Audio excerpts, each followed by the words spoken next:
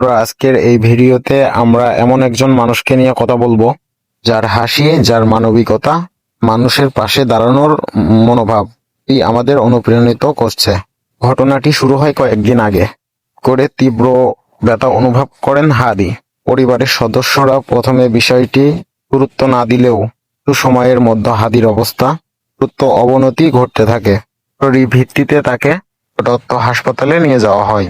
হাসপাতালে নিয়ে যাওয়ার পরই চিকিৎসকেরা নিয়ে দেন দির অবস্থা মোটেও ভালো নয়। দিক পরীক্ষা নিরীক্ষা, স্ক্যান রিপোর্ট কিছুতেই দেখা যায় তার শারীরিক পরিস্থিতি অত্যন্ত জটিল। চিকিৎসকেরা তাকে আইসিইউতে স্থানান্তর করে এবং তখন থেকে শুরু হয় জীবনের সঙ্গে লড়াই। কাছে হাসপাতালে মানুষ ছুটে আসেন, কান্না করছেন, কেউ আবার দোয়া করছেন।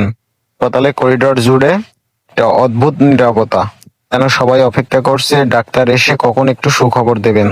কিন্তু প্রশ্ন হচ্ছে, অবস্থায় হাদি কিভাবে পৌঁছালো? তা কি শুধুই শারীরিক অসুস্থতা, নাকি এর পেছনে আছে আরো কোনো ঘটনা আর ছায়া? তো প্রত্যক্ষদর্শী বলছে, তো কয়েকদিন ধরে প্রচণ্ড মানসিক চাপের ভিতরে ছিল। যে চাপ এবং ব্যক্তিগত সমস্যা, ওর চারপাশে মানুষদের নানা চাপ, সব মিলিয়ে তিনি ভেতর থেকে ভেঙে পড়েছিল। অনেকেই আবার বলছে হাদিকে নিয়ে কিছু মানুষ ভুল তথ্য ছড়াচ্ছিল, তার মানসিক অবস্থা আরো খারাপ করে দেয়। পরিবার বলছে শুধু এখন একটা জিনিসই চাই, হাদি যেন বেঁচে ফিরে আসে।